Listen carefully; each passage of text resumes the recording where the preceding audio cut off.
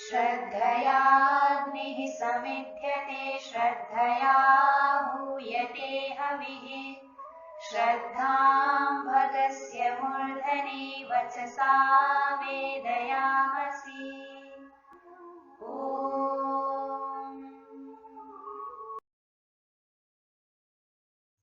नमस्ते जी। ही संस्कृतम शिक्षामही में आप सभी का हार्दिक स्वागत है। आइए नई कक्षा आरंभ करने से पहले हम पिछली कक्षा की आवृत्ति कर लेते हैं। पिछली कक्षा में हमने कर्तृवाच्य और कर्मवाच्य में पूर्ण वर्तमान काल, पूर्ण भविष्यत काल और संभावना बोधक वाक्यों का अनुवाद किस प्रकार करना है उनको उदाहरण सहित समझा था। आइए अब हम अपनी अगली कक्षा की ओर आगे बढ़ते हैं। कक्षा 87 और कक्षा 90 में हमने सकर्मक धातुओं का प्रयोग करके पूर्ण भूतकाल, पूर्ण वर्तमान काल, पूर्ण भविष्यत काल और संभावना बोधक वाक्यों का कर्तृवाच्य और कर्मवाच्य में किस प्रकार अनुवाद किया जाता है उसको अच्छी तरह से विस्तार से समझा था। आज हम देखेंगे अकर्मक धातु का प्रयोग करने पर पूर्ण भूतकाल, पूर्ण वर्तमान काल, पूर्ण भविष्यत काल और संभावना बोधक वाक्यों का कर्तृवाच्य में प्रयोग किस प्रकार किया जाता है। अकर्मक धातुओं में कर्म का अभाव होने से कर्मवाच्य में वाक्य नहीं बनते हैं, किंतु सकर्मक धातुओं में कर्तृवाच्य और कर्मवाच्य दोनों में ही प्रयोग होता है, यह हम अच्छी तरह से जानते हैं। अतः हमें अकर्मक धातुओं के कर्मवाच्य में ही पूर्ण भूतकाल, पूर्ण वर्तमान काल, पूर्ण भविष्यत काल और संभावना बोधक वाक्यों का प्रयोग देखना है। पहले हम सकर्मक और अकर्मक धातुओं के पूर्ण भूतकाल, पूर्ण वर्तमान काल, पूर्ण भविष्यत काल और संभावना बोधक वाक्यों के कर्तृवाच्य में क्या भिन्नता है उसको देख लेते हैं। सकर्मक और अकर्मक दोनों प्रकार की धातुओं का संक्षिप्त विवरण आपके सामने है। आप अच्छी तरह से देख पा रहे हैं कि सकर्मक धातुओं में सर्वत्र ही हमने अनुवाद करने के लिए अस धातु के साथ तवतु प्रत्यांत क्रिया का प्रयोग किया है, जबकि अकर्मक धातुओं में सर्वत्र ही अस धातु के साथ त प्रत्यांत क्रिया का प्रयोग हुआ है। हमने पिछली कक्षा में त प्रत्यांत क्रिया को सकर्मक धातुओं के कर्मवाच्य में देखा था, जो आपके सामने है।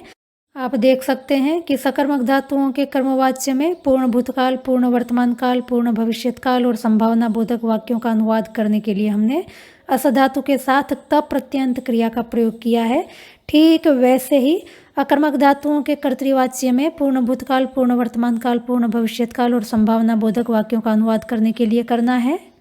अर्थात सकर्मक धातुओं के कर्मवाच्य में और अकर्मक धातुओं के कर्तृवाच्य में पूर्ण भूतकाल, पूर्ण वर्तमान काल, पूर्ण भविष्यत काल और संभावना बोधक वाक्यों की क्रियाओं का अनुवाद करने का तरीका, शैली 100% समान है। इस प्रकार सकर्मक धातुओं के कर्तृवाच्य में पूर्ण भूतकाल, पूर्ण वर्तमान काल, पूर्ण भविष्यत काल और संभावना बोधक वाक्यों की क्रियाओं का अनुवाद करने के लिए तवतु प्रत्यांत क्रिया के साथ अस धातु का संबंधित लकार का प्रयोग करना है। और अकर्मक धातु यदि हैं तो कर्तृवाच्य में पूर्ण भूतकाल, पूर्ण वर्तमान काल, पूर्ण भविष्यत काल और संभावना बोधक वाक्यों की क्रियाओं का अनुवाद करने के लिए हमें तप प्रत्यांत क्रिया के साथ अस धातु के संबंधित लकार का प्रयोग करना है।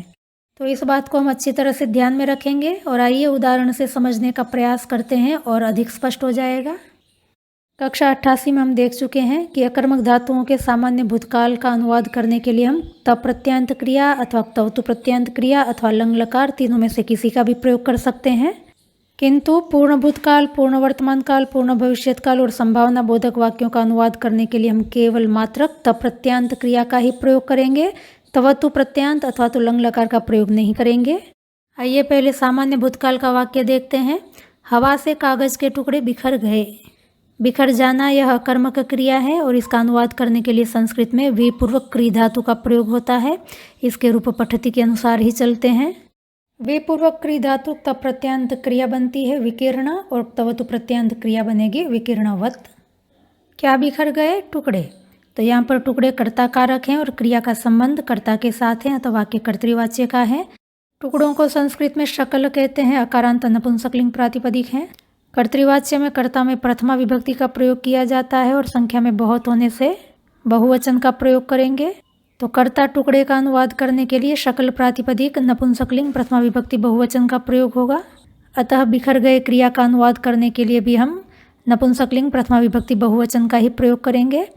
किसके टुकड़े? कागज के। तो कागज को संस्कृत में करगद कहते हैं और टुकड़े के साथ संबंध होने से अनुवाद करते समय षष्ठी विभक्ति का प्रयोग करेंगे। किस कारण बिखर गए? हवा के कारण। तो हवा यहाँ पर हेतु है, कारण है। हेतुवाची शब्द में तृतीया विभक्ति का प्रयोग किया जाता है। हवा को संस्कृत में वायु कहते हैं, तो वाक्य का अनुवाद होगा वायुना कर्गदस्य शकलानि विकीर्णानि विकीर्णवन्ति वा। नपुंसकलिंग में तवतु प्रत्यांत क्रिया के रूप जगत के अनुसार चलते हैं, अतः विकीर्णवत का प्रथमा विभक्ति बहुवचन में रूप बना है विकीर्णवंती। यहाँ पर हमें एक बात ध्यान में रखनी है कि अकर्मक धातुओं के कर्तृवाच्य में सामान्य भूतकाल के वाक्यों का अनुवाद करने के लिए हम तब प्रत्यांत क्रिया का भी प्रयोग कर सकते हैं और तवतु प्रत्यांत क्रिया का भी प्रयोग कर सकते हैं, किंतु पूर्ण भूतकाल, पूर्ण वर्तमान काल, पूर्ण भविष्यत काल और संभावना बोधक वाक्यों का अनुवाद करते समय हम केवल मात्र तब प्रत्यांत क्रिया का प्रयोग करेंगे, तवतु प्रत्यांत क्रिया का प्रयोग नहीं करेंगे। आगे वाक्य देखेंगे पूर्ण भूतकाल का। हवा से कागज के टुकड़े बिखर गए थे। पूर्ण भूतकाल का अनुवाद करने के लिए हमें तब प्रत्यांत क्रिया के साथ असधातु लंग लकार में प्रयोग करना है। तो वाक्य का अनुवाद होगा वायुना कर्गदस्य शकलानि विकीर्णानि आसन। पूर्ण वर्तमान काल का वाक्य है हवा से कागज के टुकड़े बिखर गए हैं। अब पूर्ण वर्तमान काल का अनुवाद करने के लिए तब प्रत्यांत क्रिया के साथ असधातु लट लकार में प्रयोग करेंगे। अनुवाद इस प्रकार होगा वायुना कर्गदस्य शकलानि विकीर्णानि सन्ति। और पूर्ण भविष्यत काल में वाक्य बनेगा हवा से कागज के टुकड़े बिखर गए होंगे। अब यहाँ पर क्रिया का अनुवाद करने के लिए तब प्रत्यांत क्रिया के साथ असधातु लट लकार में प्रयोग करेंगे। अनुवाद इस प्रकार होगा वायुना कर्गदस्य शकलानि विकीर्णानि भविष्यन्ति। और संभावना बोधक वाक्य हैं शायद हवा से कागज के टुकड़े बिखर गए होंगे। अब इसका अनुवाद करने के लिए हमें संभवतः अव्यय का प्रयोग करना है वाक्य के आरंभ में, और क्रिया का अनुवाद करने के लिए तब प्रत्यांत के साथ असधातु विधिलिंग में प्रयोग करनी है। तो वाक्य का अनुवाद होगा संभवतः वायुना कर्गदस्य शकलानि विकीर्णानि स्युः।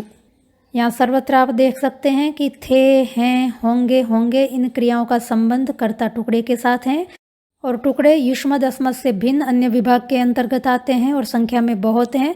अतः सर्वत्र ही थे, हैं, होंगे, होंगे इन क्रियाओं का अनुवाद करने के लिए हमने असधातु प्रथम पुरुष बहुवचन में प्रयोग की है।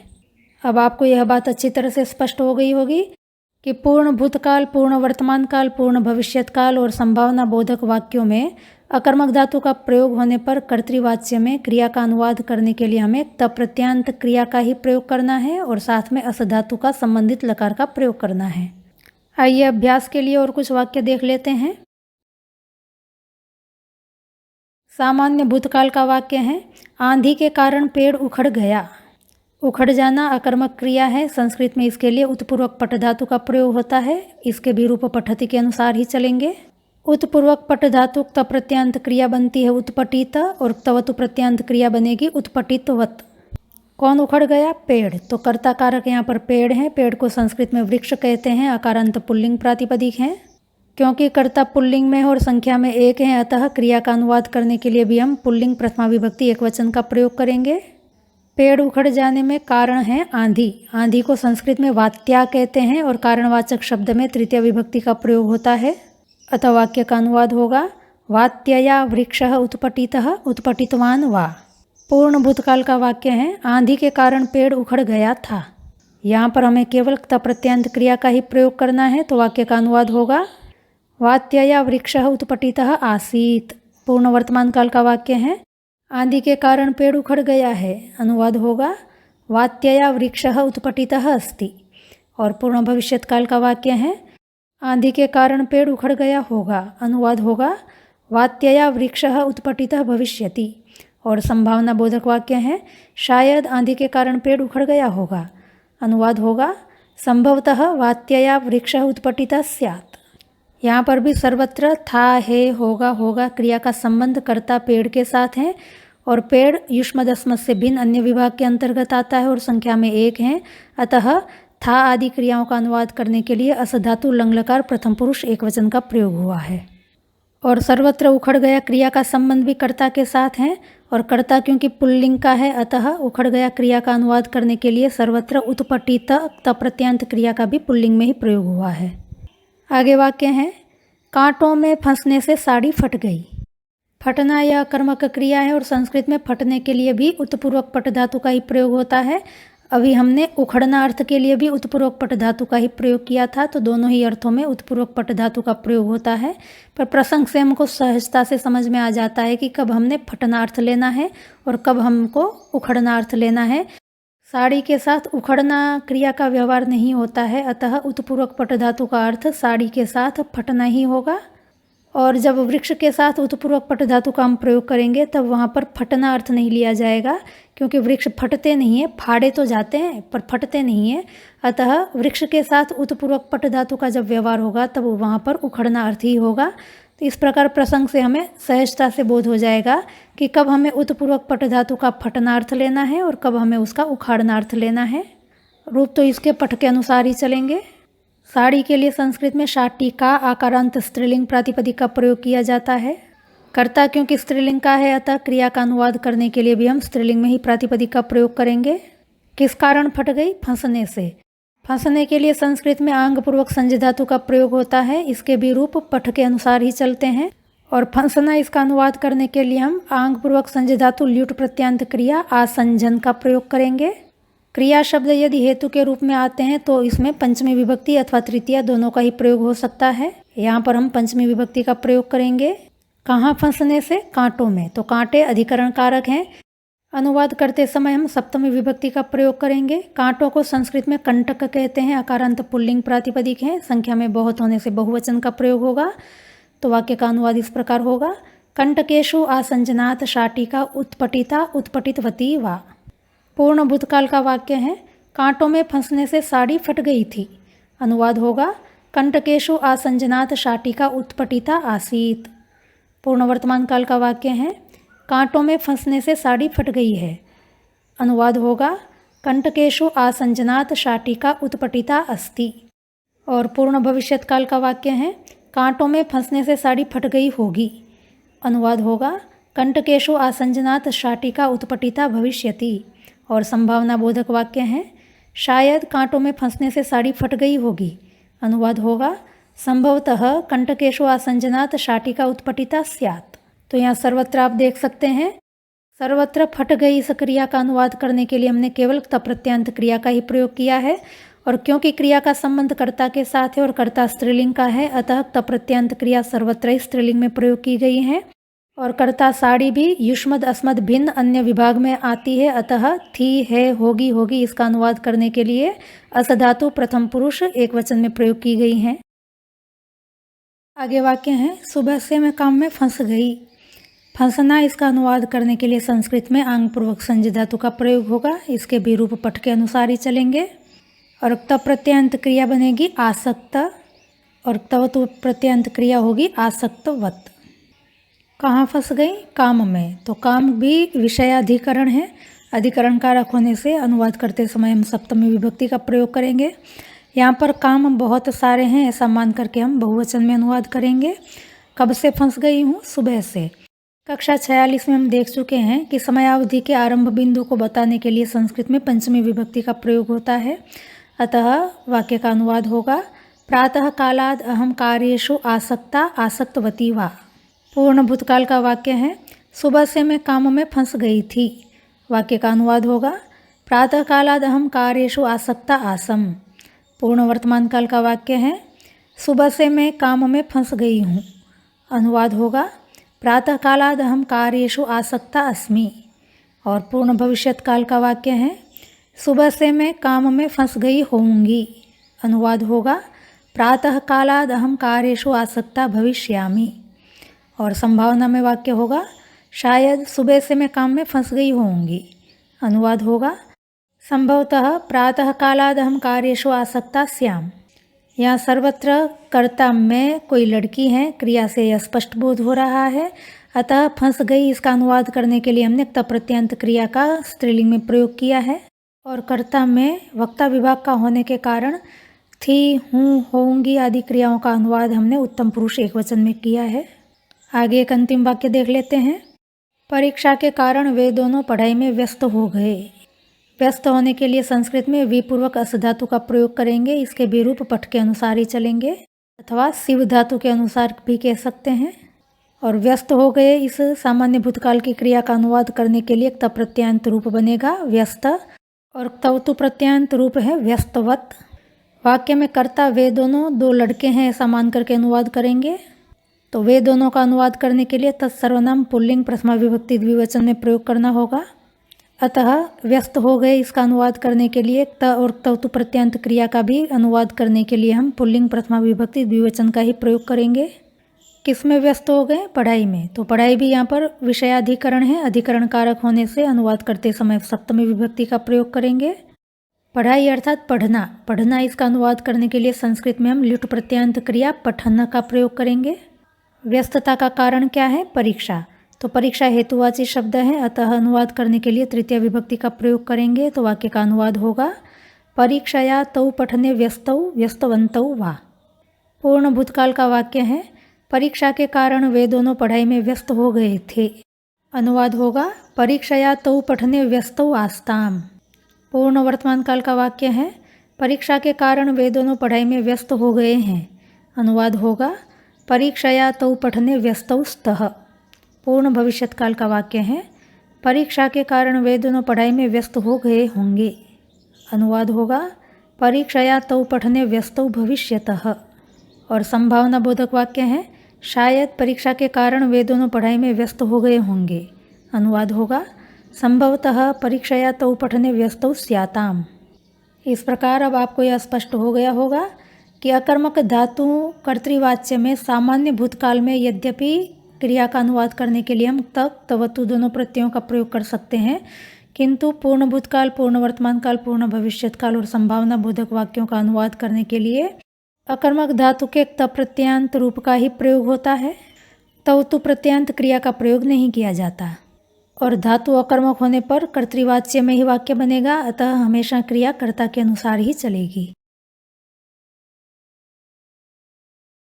अधिकरण विशिष्ट विशेषणों को देख लेते हैं। अधिकरणवाचक अव्ययों से हम परिचित हैं, जैसे कि इह, यहाँ, अत्र, यहाँ, यत्र, जहाँ, तत्र, वहाँ, कुत्र, कहाँ, क्व, कहाँ, कुतः, कहाँ से। कुतः यह अपादान वाचक शब्द है, अधिकरणवाचक शब्द नहीं है, पर इनसे निष्पन्न जो विशेषण है उसमें साम्यता होने के कारण मैंने इसको यहाँ पर पढ़ा हुआ है। अब इन अधिकरणवाचक अव्ययों से बनने वाले विशेषणों को देखेंगे। इहत्य यहाँ का, अत्रत्य यहाँ का, यत्रत्य जहाँ का, तत्रत्य वहाँ का, कुत्रत्य कहाँ का, क्वत्य कहाँ का, कुतस्त्य कहाँ से। तो हमें ध्यान रखना है इह आदि अव्ययों में और इहत्य आदि विशेषणों में अर्थ में भेद है। इह का मतलब है यहाँ, अधिकरण को बताया जा रहा है, जगह को बताया जा रहा है। और इहत्य अर्थात यहाँ का, अर्थात यहाँ उत्पन्न होने वाला अथवा यहाँ बनने वाला। इसी प्रकार अन्य विशेषणों के भी अर्थों को समझ ले। आइए उदाहरण से समझते हैं और ज़्यादा स्पष्ट हो जाएगा। वाक्य है यहाँ का घेवर बहुत प्रसिद्ध है। घेवर एक मिठाई है। अब संस्कृत में जब मिठाई के नाम हमको नहीं मिलते तो हमको अपने प्रांतीय भाषा में जो शब्द प्रसिद्ध होता है उसी शब्द के अंत में मिष्टान्न शब्द जोड़ करके संस्कृत शब्द बना लेना चाहिए। तो घेवर के लिए संस्कृत शब्द बनेगा घेवर मिष्टान्न, अकारांत नपुंसकलिंग प्रातिपदिक होगा। और है क्रिया का कर्ता है, प्रसिद्ध घेवर का विशेषण है, अतः प्रसिद्ध का अनुवाद करने के लिए भी हम नपुंसकलिंग प्रथमा विभक्ति एकवचन का ही प्रयोग करेंगे। प्रसिद्ध को संस्कृत में प्रसिद्ध ही कहते हैं। बहुत या प्रसिद्ध का विशेषण है, अतः उसका अनुवाद करने के लिए भी हम नपुंसकलिंग प्रथमा विभक्ति एकवचन का ही प्रयोग करेंगे। यहाँ का घेवर का विशेषण है, अतः यहाँ का इसका अनुवाद करने के लिए भी हम नपुंसकलिंग प्रथमा विभक्ति एकवचन का ही प्रयोग करेंगे। यहाँ का इसके लिए संस्कृत प्रातिपदिक है अत्रत्य, अतः वाक्य का अनुवाद होगा अत्रत्यम घेवर मिष्टान्नम बहु प्रसिद्धम अस्ति।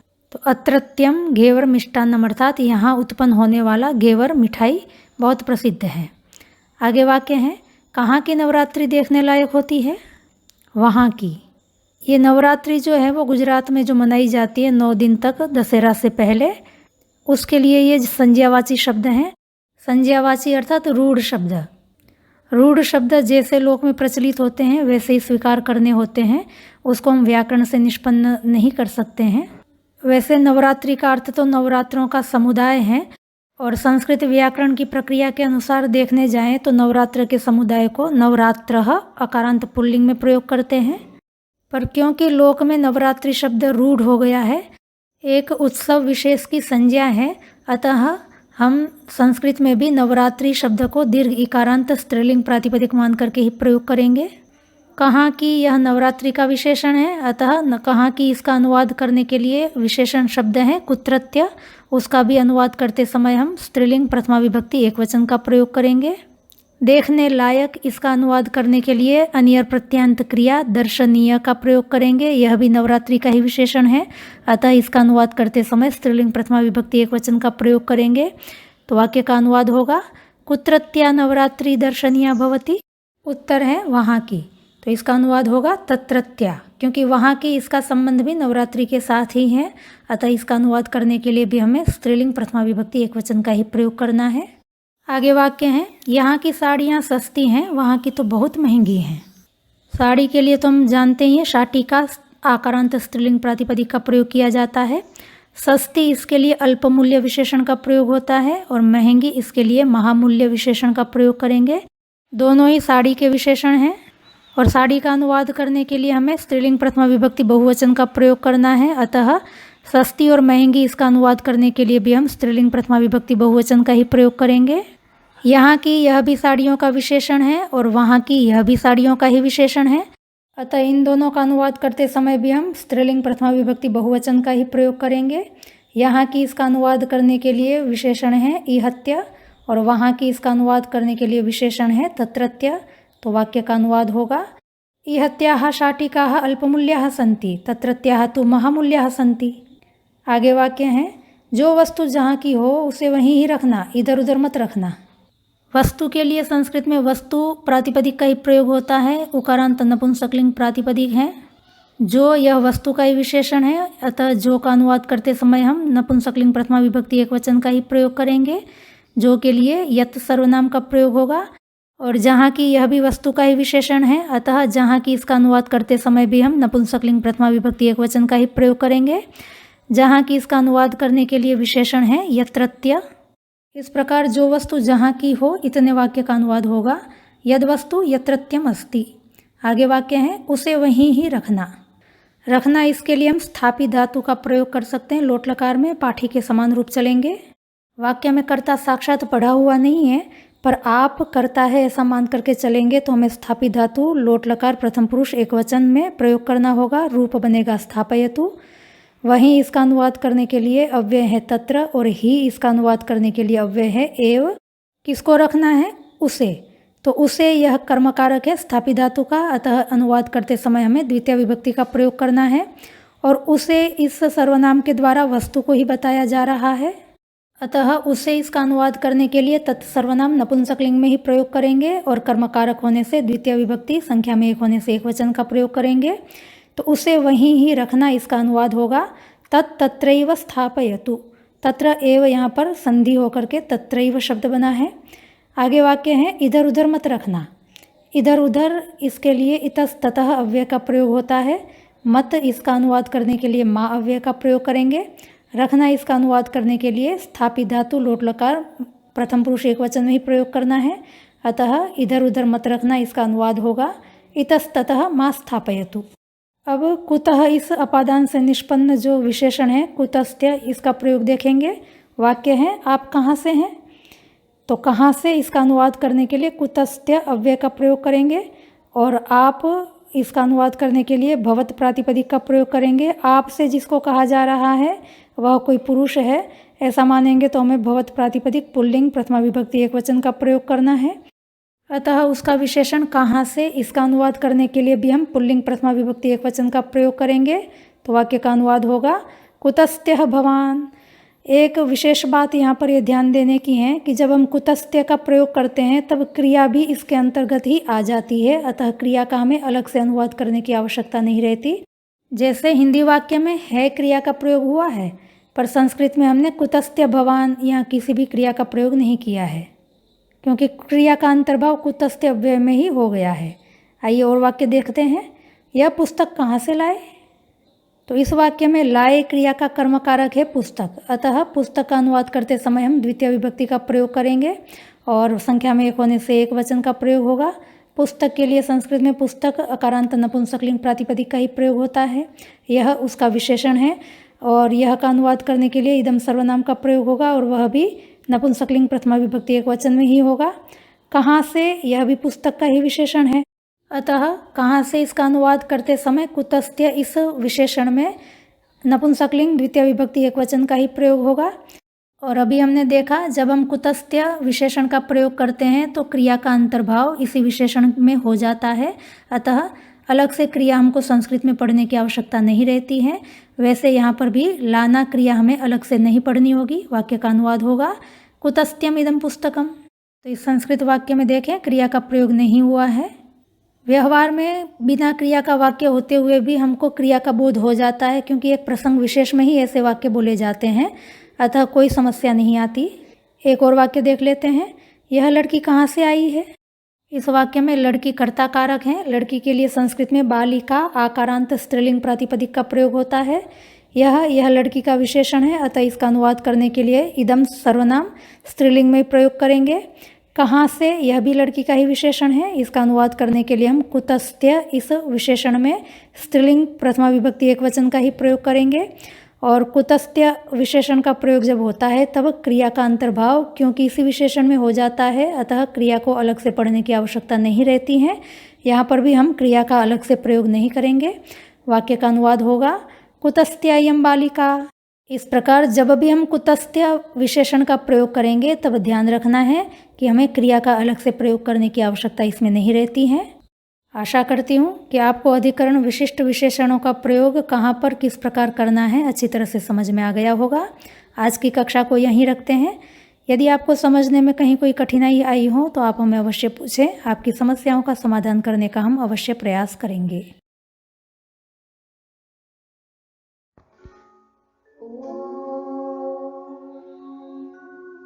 श्रद्धां प्रातर्हवामहे श्रद्धां मध्यं दिनं परि श्रद्धां सूर्यस्य निमृचे श्रद्धे श्रद्धापये हनः।